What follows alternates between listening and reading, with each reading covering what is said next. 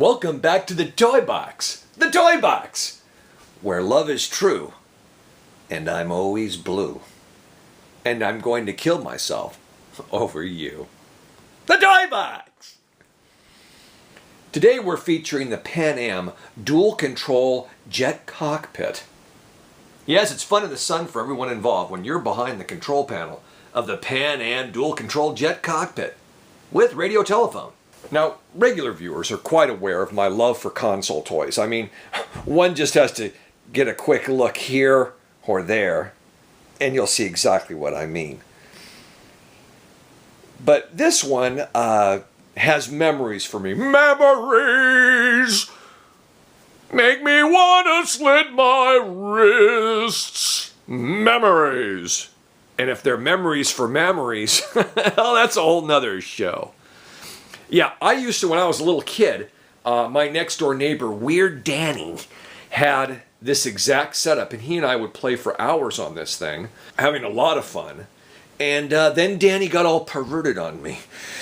Danny. And he spelled it D-A-N-I, which I think is the girl way to spell, like Danielle. Danny! He was weird. Anyway, the one thing I did like about Danny was going over and playing with some of the toys that he had. No, not those kind of toys. No. These kind of toys. Battery operated. Yes. And I acquired this probably 15 years ago and brought it back out of the storage facility and showing for your pleasure today. I really do like this toy. It's got a lot of stuff going on with it.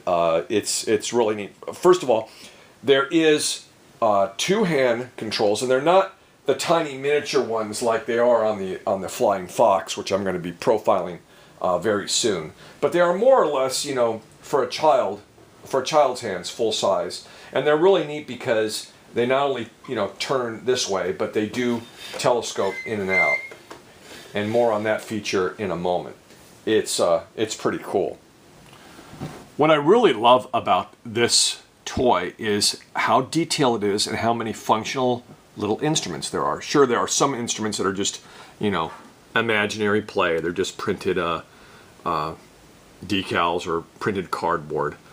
And the compass is something that you can manually set, and you know, and there's a couple of knobs you can twist that don't do anything. But and then of course there's the radio dial that really doesn't do anything. It's all imagination stuff. It's neat though. But there are some controls that do work, and I'm going to take you through that. But let's start first with these headsets. These headsets are for the pilot and co-pilot, and what's really cool about them is these are not wires. It might be hard to tell in the video, but this is really two enclosed tubes. And they go into the console and then out to the other set of tubes to this headset. And this little black plug that goes in one ear leads to the microphone of the other set. So you can literally talk through this little microphone right here and talk to each other. It doesn't work all that well, but if you talk pretty loud into the mouthpiece, you can hear it in the other person's earpiece. And that's just a fun thing. I remember my friend and I used to do that, and it really was added to the imagination fun, and it was just really cool. But the function of this unit really goes around the motor and the controls, and it's pretty neat. First of all, it's quite loud, and you activate the engine with this on-off switch right here, and then you have your throttle. The unit runs on 2D batteries that are fed into the bottom, and you'll notice that the throttle has a gradient scale on it for standby, quarter power, half, three-quarter, and full power. Okay, and that's pretty neat.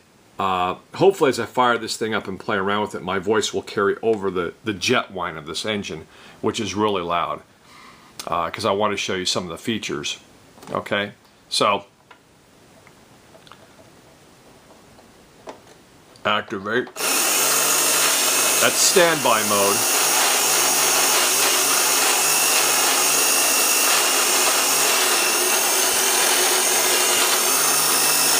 Okay, as we move through here, I'll start to throttle it up. Notice the airspeed is climbing.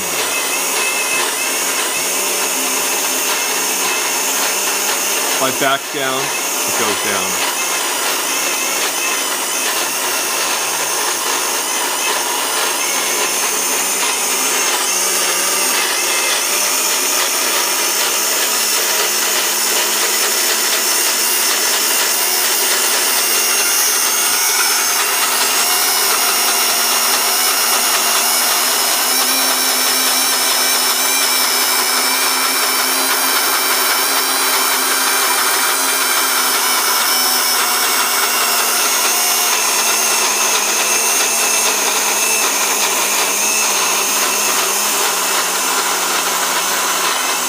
The other nice thing I really love about this is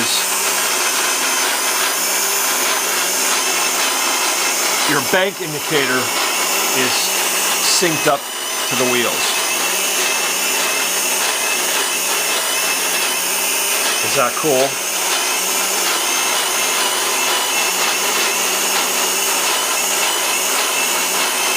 And the feature I love the most is your altimeter is hooked up to bringing the wheel out, and it's not a one-for-one sort of thing. It just is the more you bring it out, the more you'll rise, but it's not a direct connection. You take it off of automatic pilot, okay, and I pull back on the wheel, my altitude rises. But it's not like a direct sync, like I've stopped pulling the wheel, but the needle's still going up until I start to push it down, so it's indirectly linked, and it gives you a little sense of realism. So I push it back in,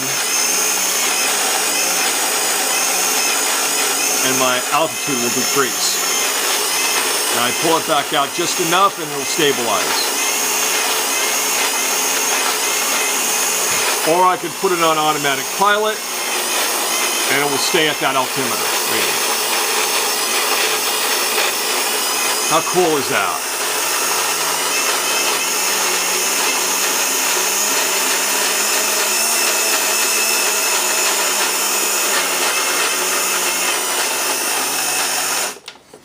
Once you're back on ground, you'll find a nifty compartment up here.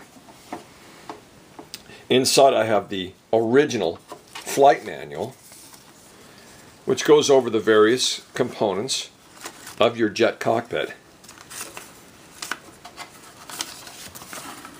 And I really like how it has a pilot's checklist, just like you would if you had an airplane, okay?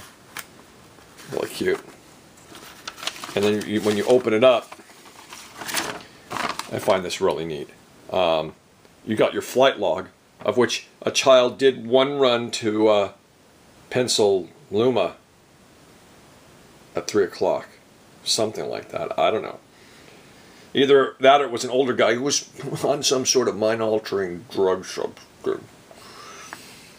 And you can put in your, do a flight log and capture all your hours, weather information, all that good stuff. Then there was a map of all the different cities around the country. So you get a little geography lesson in with your instructions. All these different cities that you can go to. Places you can visit. Places where you can land and kill people. I'll try to keep that in focus there. So that's very cute.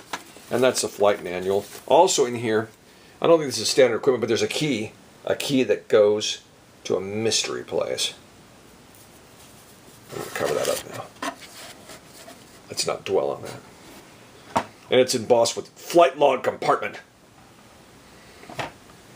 So there it is. It's just like you're in a real 747.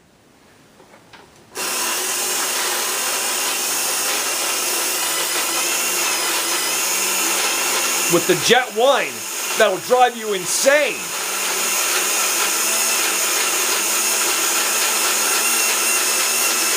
Full throttle.